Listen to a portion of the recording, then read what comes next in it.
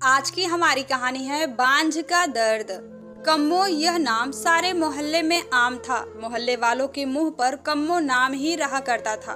कम्मो यानी कमला। कमला हंसमुख और चंचल स्वभाव की महिला थी। दूसरों के सहयोग करने वाली महिला है।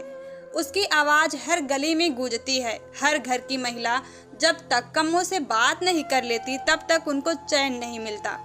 कम्मो मोहल्ले के हर किसी से मिलनसार है। वह सुख दुख में उनका हाथ बटाती है। कमला के 2 बेटे हैं। बड़े बेटे की शादी 3 साल पहले हो गई थी। उसके एक बेटा है जिसे कम्मो पूरे दिन मोहल्ले के हर घर में लिए घूमती है। कमला के घर में पूरे दिन खुशियों की किलकारी गूंजती है। कम्मो के छोटे बेटे की शादी है। कम्मो आजकल घर के काम में व्यस्त है। कभी बाजार से सामान खरीद कर लाती है तो कभी घर की सफाई में। इसीलिए आजकल मोहल्ले में उसका शोर शराबा कम ही रहता है। छोटे बेटे का बड़े धूमधाम से ब्याह रचाया गया। घर में खूबसूरत और गुणवान बहू आई। कम्मो उसकी प्रशंसा पूरे मोहल्ले में करती हुई नहीं थकती थी। कम्मो के घर में खुशियों का खजाना था। हर कोई उसके परिवार की प्रशंसा करते हुए नहीं थकता था। धीरे धीरे समय बीतता गया। लगभग 3 साल हो गए। कम्मो के छोटे बेटे की कोई संतान नहीं हुई। अब कम्मो हर वक्त परेशान रहने लगी। हर कोई उसकी छोटी बहू के बारे में ही पूछते, वह क्या जवाब देती। अब कम्मो छोटी बहू पर कई बार गुस्सा करने लगी थी, पर इससे होता क्या, यह सब तो भगवान की मर्जी है, ऐसा सोचकर गुस्सा टाल देती थी। अब छोटी बहू भी परेशान रहने लगी थी।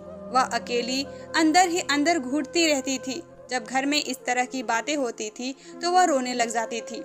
अब उसे घर में सभी ताने भी देने लगे थे, पर छोटी बहू क्या कर सकती थी। कम्मो के द्वारा भी पूरे जतन किए गए। हर मंदिरों में जाकर उसने मन्नत मांगी, परंतु सभी विफल रही। जिस घर में खुशियों की किलकारियां उठती थी, आज उस घर में मायूसी छाई हुई है। कम्मो का छोटा लड़का पास के शहर में नौकरी करता था। जब भी वह छुट्टी पर आता तो परिवार का यह दुख देखकर बड़ा ही दुखी होता था। वह अपनी पत्नी का दर्द अच्छे से जान रहा था, पर वह करे तो क्या करे। उसने निश्चय कर लिया कि वह अपनी पत्नी को अपने साथ लेकर शहर जाएगा। वह अपनी पत्नी को साथ ले गया।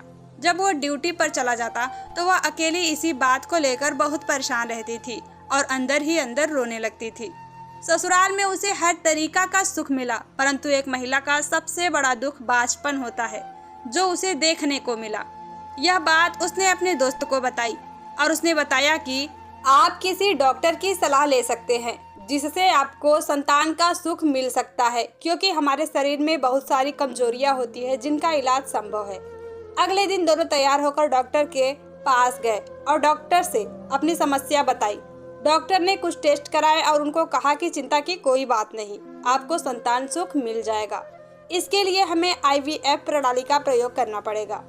इस पर निवेश ने अपनी सहमति दी। ठीक समय बाद निवेश को पुत्र रत्न की प्राप्ति हुई। जब यह बात घर पहुंची तो घर में खुशी का कोई ठिकाना ही नहीं रहा। कम्मो ने पूरे मोहल्ले में खूब मिठाई बांटी और खुशियां मनाई। जो कभी ताना देती थी, उनके सर घड़ों पानी गिर गया। हर किसी की आंखों में खुशी के आंसू थे। जो कलंक निवेश की पत्नी ने कई साल सहा, उसका आज उसे सुख मिल गया। यह कहानी उन महिलाओं की है जो ऐसी समस्याओं से जूझती है और किसी डॉक्टर की सलाह ना लेकर देवी देवता में विश्वास करती है। हमें नियत समय पर डॉक्टर से सलाह लेनी चाहिए, क्योंकि हमारे शरीर में बहुत सारी बीमारियां होती है जिनका निराकरण डॉक्टर की सलाह से संभव है।